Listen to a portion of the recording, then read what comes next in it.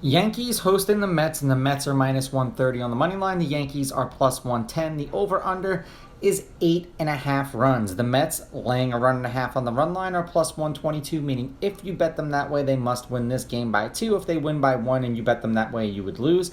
And the Yankees getting a run and a half on the run line are minus 145, meaning if you bet them that way and they win this game outright, you'd win, or if they only lost the game by 1 run, you would win. Verlander has pitched once against the Yankees this year. 6 innings, 1 run, 1 earned. The Mets won that game 4-3 in 10 innings. He struck out 6.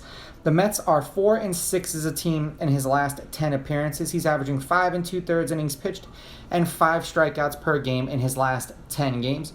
So keep an eye out for him on the K line. It seems like he's finally starting to get into his rhythm. Germán pitched twice against the Mets last year. 4 2/3, 2 runs, 2 earned. The Yankees lost that game 3-2 at Citi Field. And he struck out 7 in that game. And then 6 1/3, 2 runs, 1 of which was earned. And they won that game 4-2 in Yankee Stadium. He struck out 3.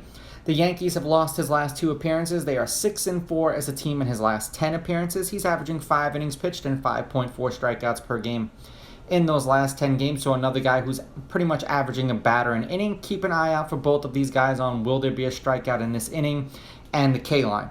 Head to head, the home team is 8-2. These teams are 5-5 against each other in their last 10. The favorite is 6-4 on the money line, while the underdog getting a run and a half on the run line is 7-3. There have been 5 one-run games in their last 10 meetings, including the last 2 games they played against each other. The over is 5-4-1, and the over-under at 8.5 runs is 5-5. The last game they played against each other was the game that Verlander beat the Yankees 4-3. The game before that, the Yankees won 7-6. Those are the 2 games that they've played against each other so far this year.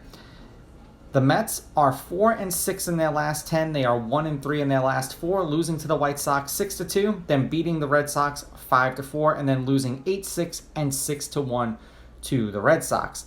The Yankees are 4-6 in their last 10, but they kind of got softballed an opponent that they're on a 3-game winning streak.